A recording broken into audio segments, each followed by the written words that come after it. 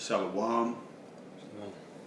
First and foremost, giving all glory, honor, and praise to Yahweh, Bahasham, Yahushai, Bahasham, Wachak Kodash. Double honors to the apostles and the elders of Great Millstone who teach and rule well, who taught us this truth. Shalom to the elect, pushing this truth in all sincerity in the four quarters of the earth. Shalom to the 144,000. Lord willing, we be that number. I'm your brother, Yakonah. All right, coming out of the Church of Great Millstone, Atlanta, and just coming with a real quick video. Lord willing, it's edifying. And this is the year. If you have forgotten, it is the year of the hopeful year, right, of Jacob's trouble coming to pass. You know, the hopeful year of Jacob's trouble coming to pass. Man. That's what I hope. That's a hope. That's a lot in a little phrase. You know, like, because Jacob's trouble is huge, and that's like the end of the end. Jacob's trouble. I got a scripture to bring out. Jeremiah 30 and verse 7. Alas, for that day is great, so that none is like it. It is even the time of Jacob's trouble, but he shall be saved out of it. Okay, and that he, the elect, all right. When you go to Revelation, the 7th chapter, and the 13th, I believe that's the 13th verse. It says,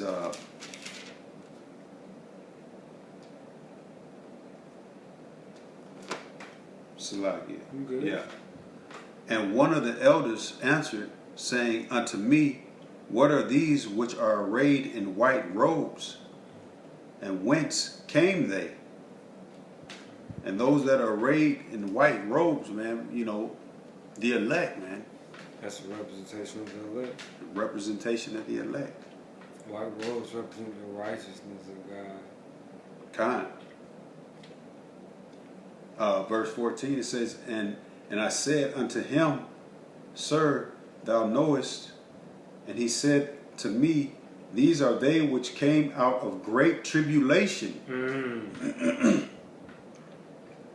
Came out of great tribulation. That's Jacob's trouble. Right. All right. And have washed their robes and made them white in the blood purity of the Lamb. Okay. You know, we all know the Lamb is Yahushai. Yeah. And our robes are basically our minds, man, our spirits. You know, we wash our spirits in the living waters of Yahushai, man. He came in the volume of the book. You know, Yahweh Bahasham Yahushai. That's right. You know. So, you know, through the correct doctrine and these again, through the correct doctrine, because there's a lot of false prophets out there, you know, claiming that they know something, not giving credence to who gave them, you know, this understanding to begin with, man. They're not following the trail, basically. Right. You know. Yeah. You know, it all leads back pretty much to, you know, One West, and specifically Elder Apostle Tahar, man. You know, all through the spirit and power of Yahweh Bahasham Yahushai, Bahasham Wachak Kodash, all through the spirit, man. That's right. You know, it's all through the spirit, man. This is the doctrine of truth. It's not no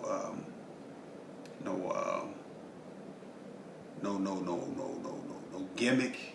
It's not no damn, you know, trying to forge yourself in America, Babylon the Great. Can't force yourself. Right. It's not made for you.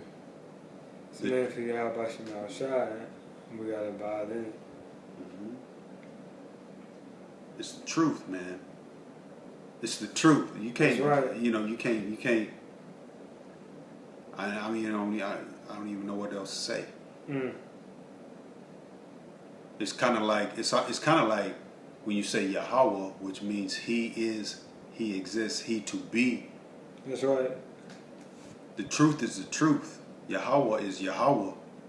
He just is, you know. That's right. And it'll never be overcome, man.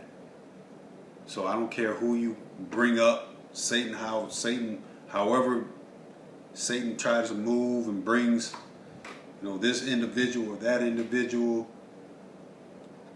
The truth is not going to be moved. But brother, if you had anything. Yep, I do.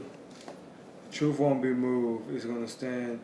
And this is why the scripture says in Esdras, I begin to commend those who stood so stiffly for the name of the Lord, because you're going to have the elect endure Jacob's trouble, and they're going to hold the name of the Lord dear to them and nigh to them. And they won't forsake it. They will not. It doesn't matter what you put them through, what type of adversity, not going to work. Mm-hmm. All right, so I actually do have a precept. Let's see. Let's go to second Ezra, probably not second Ezra. Let me go to Ezekiel, the 7th chapter. Which, by the way, they were written by the same people. Ezekiel is the second Ezra's. Mm-hmm.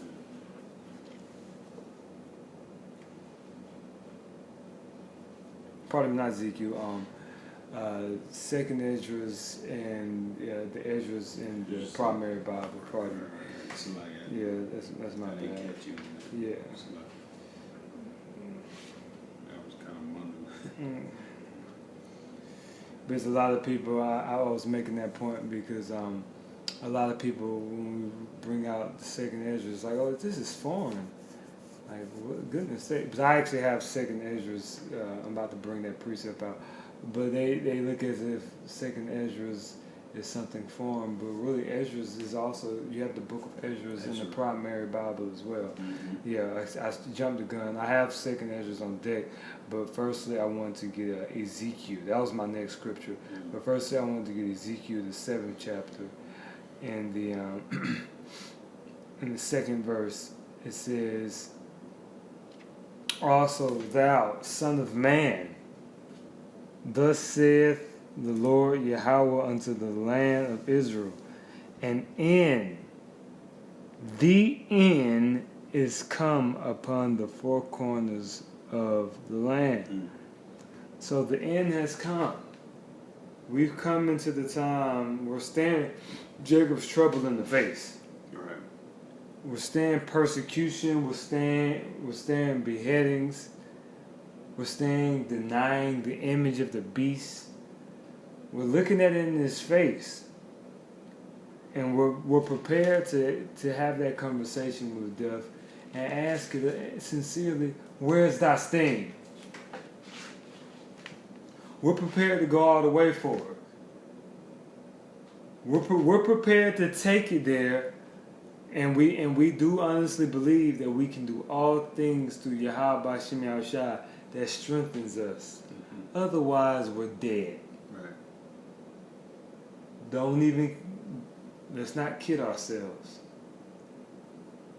And you have to have confidence.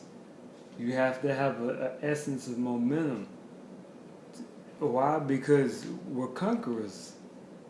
And we're more than conquerors due to his sacrifice. You know? And so the scripture says the end is come. When we say, oh, the end, what? Nah. Esau, well, I would go to Esdras. Do I have to? Esau is the end of the world.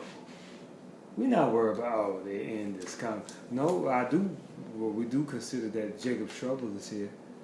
And we consider that in Jacob's trouble it's going to be a time like no other time that the earth has ever seen. But when we talk about end, we're like, because Jacob is the beginning of it that follows. And that should be our motivation.